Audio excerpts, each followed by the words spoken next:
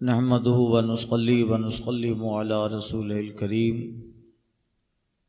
अम्मा बाद, फ़ऊज़ु बिल्लाहि मिनश शैतानिर रजीम। बिस्मिल्लाहिर रहमानिर रहीम। इन्नल्लज़ीना इत्तख़ज़ूल इजला सयनालुहुम ग़ज़बुम मिन रब्बिहिम व ज़िल्लतुन फ़िल हयातिद दुनिया वकज़ालिका नजज़िल मुफ़्तरीन।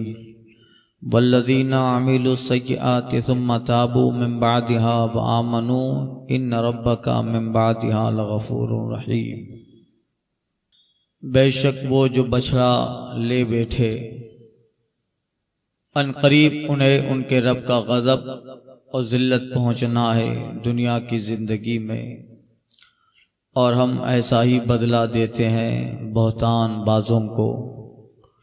और जिन्होंने बुराइयां की और उनके बाद तौबा की और ईमान लाए तो उसके बाद तुम्हारा रब बख्शने वाला मेहरबान है। गुज़िश्ता बयान में ज़िक्र हुआ बनी इसराइल की बछड़ा परस्ती। अब इस आयत पाक में इताब और अज़ाब का जिक्र है। गुज़िश्ता वाक़या आप दिमाग और जहन में लें जो कल अर्ज़ किया था कि किस तरह हज़रत मूसा अलैहिस्सलाम के तूर पे तशरीफ़ ले जाने के बाद सामरी ने बनी इसराइल में बछड़े की पूजा, बछड़ा बनाया, उसकी परस्तिश की तरफ लोगों को दावत दी। फिर हज़रत मूसा अलैहिस्सलाम तशरीफ़ ले आए, हज़रत हारून अलैहिस्सलाम पे थोड़ा ग़ज़ब हुए। ये वाक़या कल अर्ज़ किया। अब दो जमातें थी बछड़ा बनी इसराइल में। एक वो जो बछड़ा पूज कर काफिर हो गए, और एक वो जो इससे महफूज रहे। और उलमा तीसरी जमात का भी जिक्र करते हैं कि उन्होंने बछड़ा तो न पूजा मगर खामोश रहे कि ये भी सही, ये भी सही। तीन जमात गोया हुई। अब यहां उन्हीं का जिक्र है जिन लोगों ने बछड़ा परस्ती से कुफ्र किया। इन्नल्लज़ीना इत्तख़ज़ुल इजला, बेशक वो जो बछड़ा ले बैठे, सयनालुहुम ग़ज़बुम मिन रब्बिहिम, अनक़रीब उन्हें उनके रब का ग़ज़ब पहुंचना है। व ज़िल्लतुन फ़िल हयातिद दुनिया, और दुनिया की जिंदगी में जिल्लत और रुसवाई। सुनिए, इन्नल्लज़ीना, वो लोग, अब ये बनी इसराइल जो थे वो यहूद मुराद हैं जिन्होंने बछड़ा पूजा, और कुछ लोगों ने तौबा की, कुछ ने न की। इन सब का यहाँ मुकम्मल जिक्र है। ये लोग 6,08,000 थे। कितने? और कुल मिलाकर ये लोग 6,20,000 लोग हैं, मगर उनमें से सिर्फ 12,000 लोग महफूज रहे जिन्होंने बछड़ा परस्ती न की, और 6,08,000 लोग मुकम्मल तौर पे कुफ्र कर बैठे। 12,000 सिर्फ बचे रहे।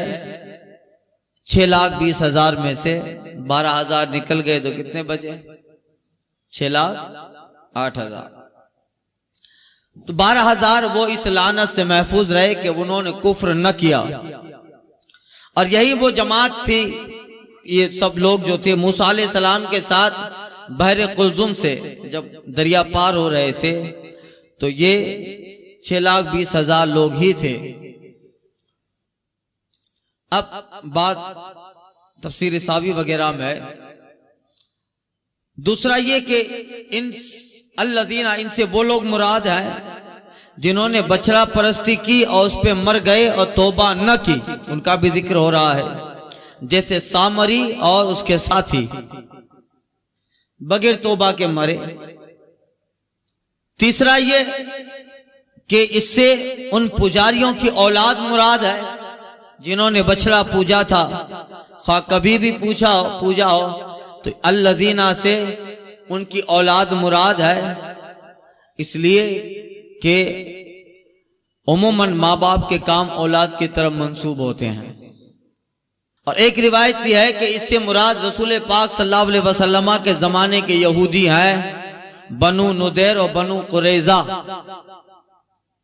अगरचे बछड़ा परस्ती का वाकया उनके बाप दादाओं में था, आगे हुआ 1000 साल पहले, मगर चूंकि ये जो मदीना के यहूद थे बनु कुरैज़ा और बनु नुदैर, ये उन बाप दादाओं की इस बछड़ा परस्ती के हिमायती हैं, गोया ये भी कुफ्र के हिस्सेदार हैं, ये भी कुफ्र के हिस्सेदार हैं, हिमायती हैं, उनकी तायद करने वाले हैं और उनकी औलाद होने पर ये लोग फख्र कर रहे हैं, बनु कुरैज़ा बनु नुदैर।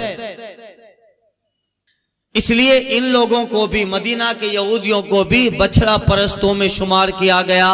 तो अब गोया आयत करीमा का मतलब यह निकला कि उन लोगों पर भी अल्लाह की तरफ से गजब और जिल्लत है दुनियावी जिंदगी में, और इन लोगों पर भी। अब उन लोगों पर और इन लोगों पे कौन सी जिल्लत आई, सुनिएगा। इन्नल्लज़ीना इत्तख़ज़ुल इजला, जो लोग बछड़ा ले बैठे, सयनालहुम गज़बुम मिन रब्बिहिम, अनकरीब उन्हें उनकी रब की तरफ से गजब पहुंचना है। हजरते अब्दुल्ला बिन अब्बास रज़ी अल्लाह ताला अन्हु से रिवायत है, कहते हैं कि यहां गजब से मुराद बनी कुरैज़ा का मुसलमानों के हाथ कत्ल होना है। यहूद जो मदीना तैयबा में थे, यहूद, तो जो यहूदियों का कबीला मदीना में था, जो बनु कुरैज़ा से मशहूर था, जंग हुई और ये सारे बल्कि अक्सर लोग मुसलमानों के हाथों कत्ल हुए। और जिल्लत से मुराद कबीले बनु नुदैर कि रसूल पाक सल्लल्लाहु अलैहि वसल्लम के जमाने में उनको मदीना से निकाला गया और ये खैबर में जाके आबाद हो गए। और फिर जब दौरे फारूकी आया, फारूक आजम का जब जमाना आया, तो फारूक आजम ने उन्हें खैबर से भी भगाया। तो ये दुनिया की जिल्लत और अजाब इलाही आखिरत की जिल्लत। अब सुनिए, वाकया ये हुआ, अल्लाह ताला का गजब और दुनिया की जिल्लत तन तरह से हुई। पहली तो गजब और जिल्लत जिसको ये कहो कि हजरत मूसा अलैहिस्सलाम ने हुक्म दिया और वो बछड़ा जिसको इन्होंने पूजा था, इन पुजारियों के सामने ही हजरत मूसा ने उसको ज़बाह करवाया। ये जिल्लत है जिसे तुम, ये गजब भी है, जिल्लत भी है, जिसे तुम अपना माबूद समझ रहे हो, अल्लाह का पैगंबर तुम्हारे सामने तुम्हारे माबूद को ज़बाह करवा रहा है। ये जिल्लत हुई। और दूसरी जिल्लत दुनिया की जिंदगी में वो ये थी कि सबसे बड़ा, देखिए काफिर जिस कदर जिस क्वालिटी का होता है, अज़ाब उसी क्वालिटी का आता है। कुफ्र में सब बराबर है, नफ्से कुफ्र जिसे कहते हैं, कुफ्र में सब बराबर है, मगर कुफ्र के दर्जात हैं। जो जिस लेवल का काफिर है, सजा भी उसी लेवल की होती है। अब छोटे मोटे काफिर जो फिर रहे हैं वैसे ही मर जाते हैं, आए गए कुछ पता नहीं चला। मगर जो सबसे बड़ा जालिम होता है, जो काफिर भी होता है, जालिम भी होता है, जो कुफ्र के साथ साथ इस्लाम और जो है ईमान वाले अहले इस्लाम के खिलाफ अलम बगावत भी ऊंचा करता है, तो फिर उसको फिर उसी लेवल की सजा सुनाई जाती है। जिस जमाने में शोर करते थे अपनी जमात पर, आज देख लिया उनकी जमात ही ने उनको घर पे बिठा दिया, पार्टी में कहीं नाम ही नहीं है। तो अखबार पढ़ते हो आप, जो प्रवक्ता ही नहीं, जो रूह रवा कहे जा रहे थे जमात के, आज कोई पूछने वाला नहीं है, फिरते हैं मीर खार, कोई पूछता नहीं। दुनिया की जिल्लत है। देखिए सामरी का हाल क्या हुआ, चूंकि इब्तदा इसी ने की थी और बछड़ा परस्ती की तरफ रग़बत और शौक इसी ने दिलाया था, तो फिर हुआ ये कि उसको एक बीमारी लाहिक हो गई। आखिरत का गजब इलाही तो बाकी है जो अजाब की शक्ल में मिलना है। गजब से मुराद मिन रब्बिहिम, अपने रब की तरफ से गजब से मुराद आखिरत का दायमी अजाब है, वो तो मिलना ही है। दुनिया में जिल्लतुन फिल हयाती दुनिया, दुनिया में जिल्लत हुई। सामरी के जिस्म में ऐसी बीमारी आ गई कि वो चिल्लाता था ला मस्सा ला मस्सा, यानी मुझे छूना नहीं। अल्लाह ने ऐसी बीमारी उतारी थी कि अगर कोई सामरी को छू लेता तो सामरी को भी बुखार आ जाता और छूने वाले को भी फौरन बुखार आ जाता।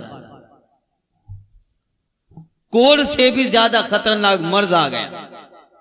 और दुनिया में रिवायतों में आया है, सालिहीन कहते हैं, उलमा बयान करते हैं कि ये वाहिद बीमारी थी जो सिर्फ और सिर्फ सामरी को, इससे बाद न पहले कभी वो बीमारी आई कि छूने से फौरन लग जाए। तो सामरी को अगर कोई छूता तो उसको भी बुखार आ जाता, छूने वाले को भी बुखार आ जाता, और फिर एक दो दिन का नहीं जमानों तक रहता। तो कहता फिरता था ला मस्सा, यानी तुझे तो बीमारी लगी जाएगी, तेरे छूने से मुझे भी फिर बुखार आ जाएगा।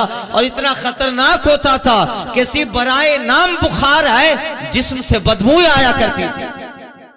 जिस लेवल का काफिर होता है उस लेवल की सजाएं मिलती है। किसी ने कहा था कि इताब व अजाब सिर्फ हश्र ही पे मौकूफ नहीं है। लोग कहते हैं आखिरत में गुनाह की सजा मिलनी है, इताब व अजाब सिर्फ हश्र ही पे मौकूफ नहीं, जिंदगी खुद भी गुनाहों की सजा देती है। जिंदगी खुद भी गुनाहों की सजा देती है। अब वो ये कहता रहा ला मस्सा, और उसको इतनी खतरनाक बीमारी हुई जिसका इलाज, वो इतना बड़ा होशियार था मगर उसका इलाज खुद के पास न था। गुज़िश्ता बयान में दर्स हदीस में गुजर चुका, हुजूर फरमाते हैं अल्लाह ताला ऐसा फितना भेजेगा जो अक्लमंद को भी हैरान कर डाले, जो अक्लमंद को भी हैरान कर डाले।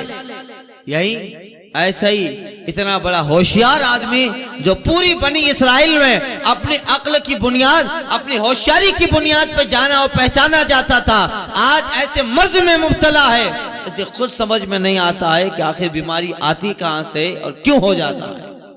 तो ये दुनिया में जिल्लत हुई, और उन लोगों की जिल्लत क्या हुई, उन्हीं के सामने उनके माबूद यानी जिसे वो पूजे थे वो बछड़ा ज़बा कर दिया गया। अब यही वहां से चला आ रहा है, वहां से चला आ रहा है। आज भी यहूद में अपने बाप दादाओं की असर है। गालिबन दूसरे तीसरे पारे में वाक़ई आज किया था हजरत दानियाल अलैहिस्सलाम वाला। हजरत दानियाल अलैहिस्सलाम के जमाने के 70,000 लोग एक बला और एक वबा में मर गए थे। 70,000 लोग। हवा ने उन्हें उड़ाकर जंगल के एक इलाके में फेंक डाला, आबादी से बाहर। कुछ बला कुछ ताउन चला था और उनके जिस्म मुर्दा हो गए।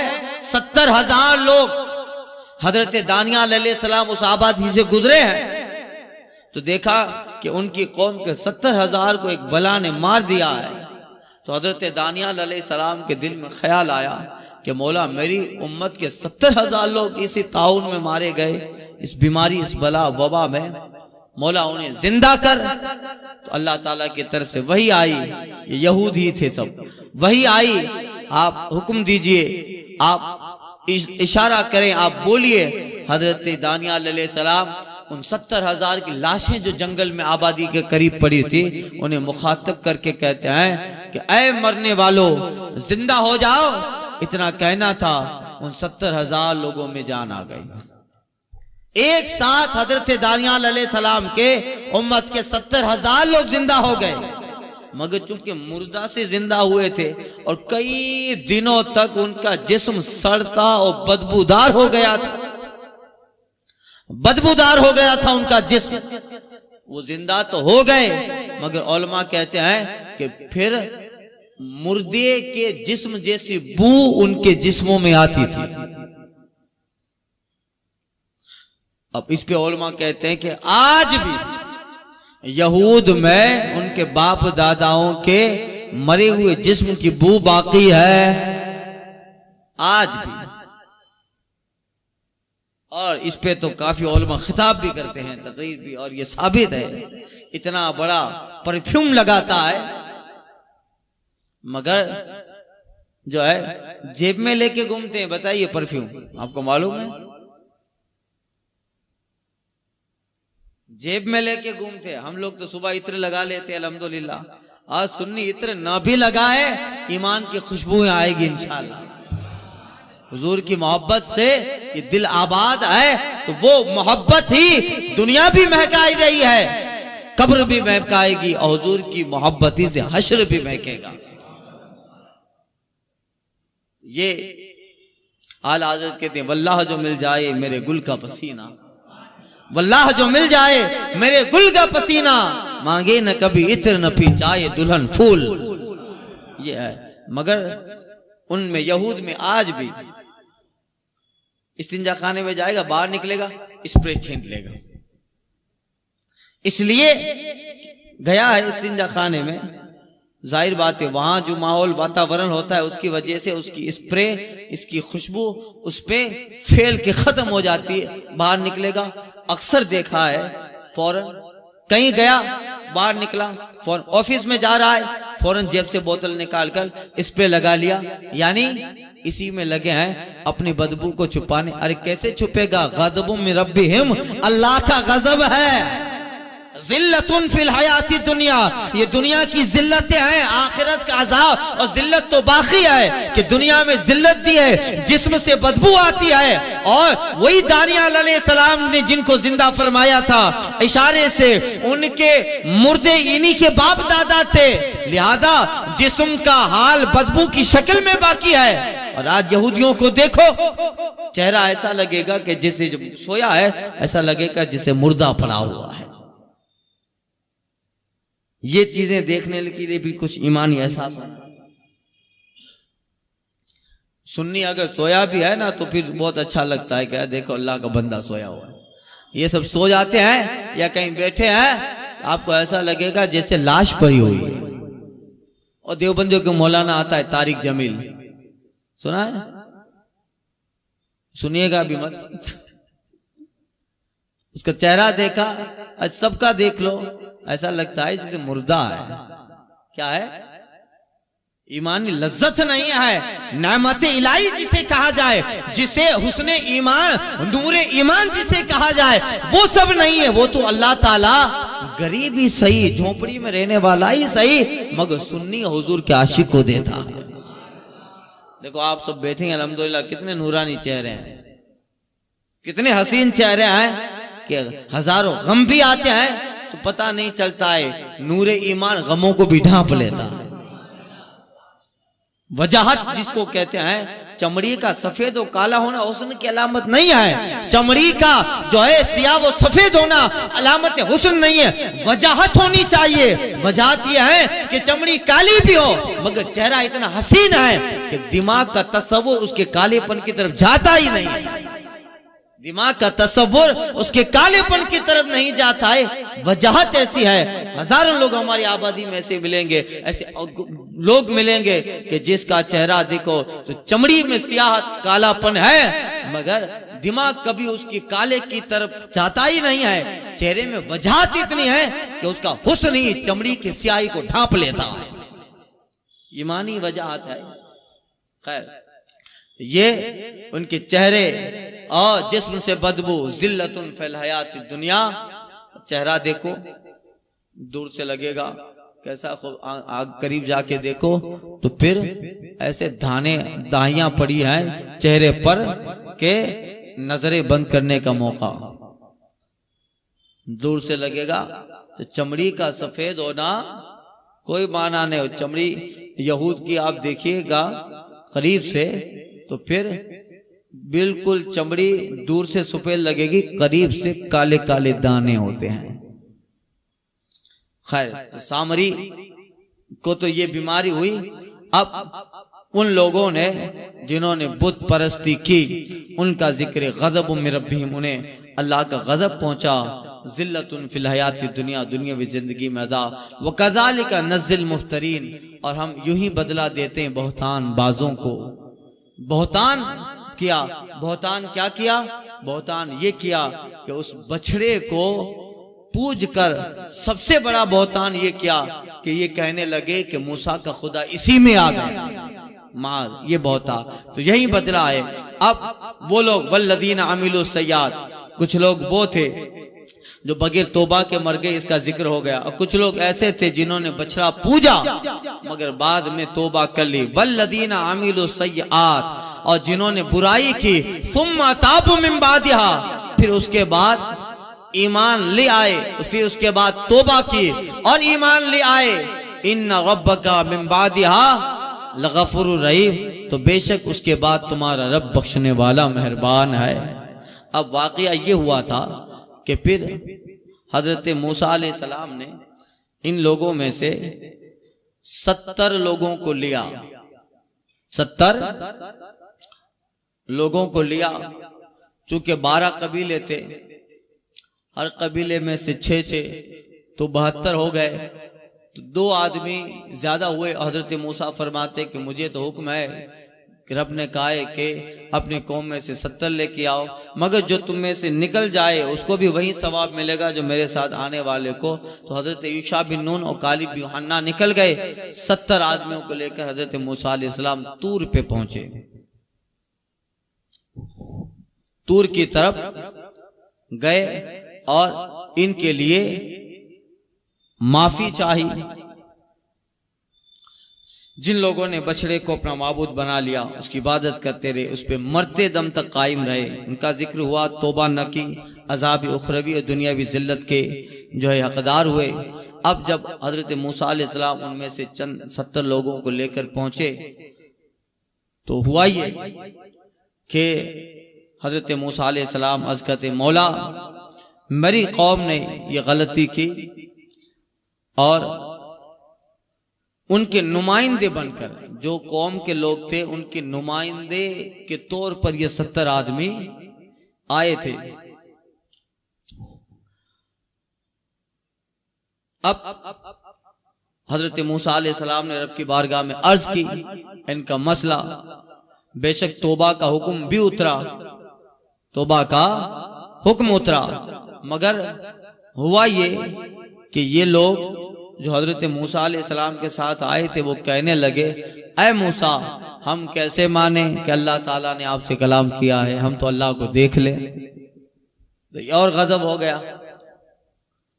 और गजब हो गया। तो फिर है कि एक जलजला आया और जलजले में ये लोग हिलाक हो गए। अब इन्हें तो मान लेना चाहिए था, ये तो उन लोगों की तरफ से नुमाइंदे बन के आए हैं, मगर फिर गजब ये हुआ कि उनमें से कुछ लोगों ने कहा, 70 लोगों ने नहीं कहा, कुछ लोगों ने कहा, ऐ मूसा लन नौमिन लका हत्ता नरल्लाह जहरा, हम आपको न मानेंगे यहां तक के हम देख लें कि वाकई में अल्लाह ताला ने ही आपसे कलाम किया है। ये कहने लगे। अब फिर अल्लाह ताला की तरफ से एक ज़लज़ला आया और वो लोग हिलाक हो गए। अब देखिए, ये तो नुमाइंदे बन के आए थे, इनको तो सब मान लेना चाहिए, और ये कहने आए थे, मूसा अलैहिस्सलाम ये बात करने आए थे कि मौला इन्होंने जो बुत परस्ती की है उनकी सजा क्या हो। ये सारा मामला है। आगे वाली आयत करीमा में उसका जिक्र हो रहा है, और उसी चीज के उनको उनकी कौम मूसा अलैहिस्सलाम जो उन लोगों को लेके गए उनके हालात बयान हो। सुनिएगा, वलम्मा सकत अन मूसा गज़ब, और जब मूसा अलैहिस्सलाम का गुस्सा थमा, अब यहाँ वही वाक़िया जो मैंने गुज़िश्ता तफसीर में अर्ज कर दिया, अखज़ल अलवाहा, तो हजरत मूसा अलैहिस्सलाम ने तख्तियां उठा ली, ये कल अर्ज कर चुका। वफी नुस्खती आहुदम व रहमा, और उसकी तहरीर में हिदायत और रहमत है। एक हिस्सा हिदायत और रहमत का बचा और 7 हिस्सा जिसमें तफसीलन लिकुल्ल शै, हर चीज का बयान था, वो निकल गया। व रहमतुन लिल्लज़ीना हुम लिरब्बिहिम यरहबून, और इसमें तहरीर, इसकी तहरीर में हिदायत और रहमत थी उनके लिए जो अपने रब से डरते हैं। तब तौरात में हिदायत तो थी, रहमत भी थी, मगर 3 रहमतों का जिक्र है। 3 रहमतें थी। एक तो अल्लाह ताला की रहमत सब पर है, आम खास मोमिन काफिर सब पर है। गजा, रिज्क, सेहत, दुनिया, सांस, ये सारी जिंदगियां ये सब लोगों के लिए है। काफिर भी इस रहमत से फायदा उठाता है और मोमिन भी। और एक खास अल्लाह ताला की रहमत है हिदायत देना। अल्लाह ताला ये खास बंदों को देता है अपनी जात की तरफ हिदायत, और अपनी वहदानियत का इल्म ये खास मोमिनों को होता है। हम ईमान ले आए, हमें हिदायत मिली, ये अल्लाह ताला की तरफ से रहमत है। और तीसरी हिदायत जो खासुल खास लोगों की होती है वो ये है कि अल्लाह ताला बंदे के दिल में अपना डर डालता है, तो फिर बंदा अल्लाह के बहुत करीब हो जाता है। ये मुत्तकी और परहेजगार। तो इस तौरात में इन सब का जिक्र था, और हजरत मूसा अलैहिस्सलाम ने उनको उठाया। एक हिस्सा खत्म हुआ तो उसका वो तफसीलन लिकुल्ल शै और मौइज़ा नसीहत बाकी, और मूसा के दीन के अहकाम उसमें थे। वख्तार मूसा कौमो 70 रजुलन लिमीक़ातिना, और मूसा ने अपने कौम से 70 मर्द हमारे वादे के लिए चुने। अब देखो वही जिक्र जो मैंने किया, 70 आदमियों को। फलम्मा अखदतहुमुर रजफा, फिर जब उन्हें जलजले ने आ लिया, जलजले ने, वो कहने लगे ऐ मूसा हमें भी दिखा, हम कैसे माने कि आप अल्लाह ही से बात करके आए हो। ये वाकया पूरा आज कर चुका हूं। काला, तो अब जलजला आया और 70 के 70 लोग हिलाक हो गए, मर गए। काला रब्बी लौ शिता अहलकतहुम मिन क़ब्ल व इय्या, हजरत मूसा अलैहिस्सलाम अल्लाह के बारे में अर्ज करते, मौला अब वाकया ये हुआ कि ये लोग हिलाक हो गए। तो हजरत मूसा अलैहिस्सलाम के दिल में आया कि बनी इसराइल के नुमाइंदे बनकर इनको ले आया हूं, और अगर ये लोग इधर हिलाक हो गए, मर गए, तो फिर सारी कौम वैसे ही बदगुमानी करती है और सब मुझ पे टूट पड़ेंगे कि मूसा इन 70 को लेके गए थे, इनसे तो इसलिए लेके गए थे कि अल्लाह का कलाम लेके आओ कि हमारी तौबा क्या है, और वो तो मर गए, मार दिया तुम्ही ने गोया। मौला होगा ये कि कौम वैसे ही बदगुमानी में मशहूर है, बदगुमानी करती है, और इस वाक़े के बाद सारा इल्जाम मुझ पे आएगा।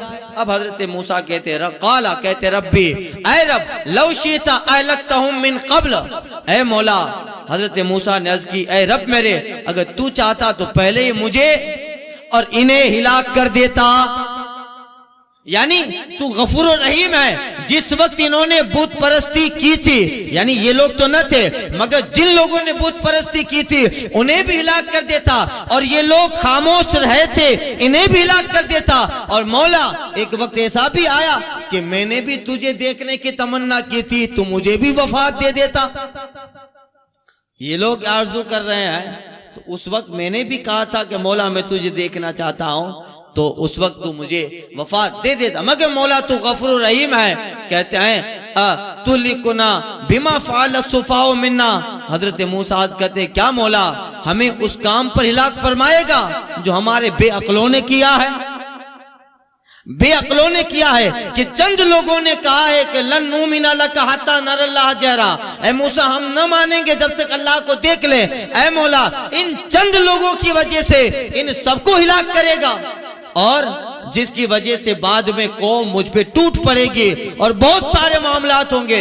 मौला इन चंद बेअक्ल सुफहा बेअक्ल, इन चंद बेअक्लों की वजह से मौला तू इन हमें इस काम पर हिलाक फरमाएगा।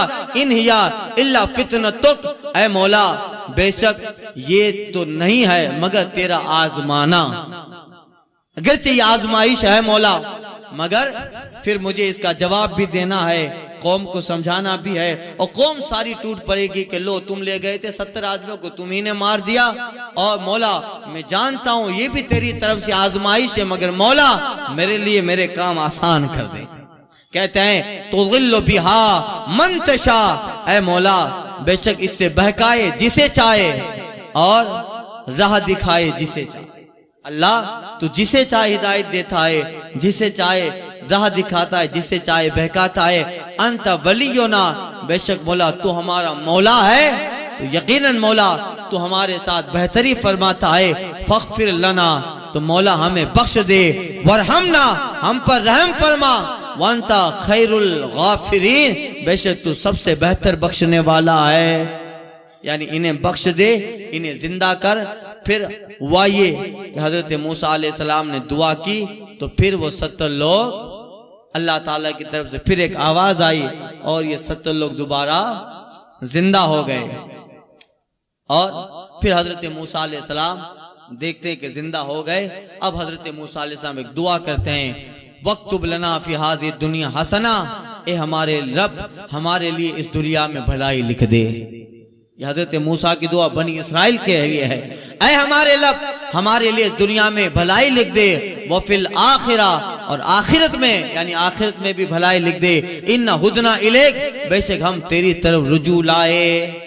यानी वो 70 आदमियों में से जिन्होंने इल्तिजा की थी वो भी तौबा करने लगे। और मूसा अलैहिस्सलाम खुद के लिए भी कहते हैं कि जब अल्लाह को देखने के तमन्ना की सारे वाक़ियात हुए, तो हजरत मूसा ने कहा था सुबहानक तुब तो इलेक, मौला तेरी पाकी है, तेरी तरफ रुजू लाया।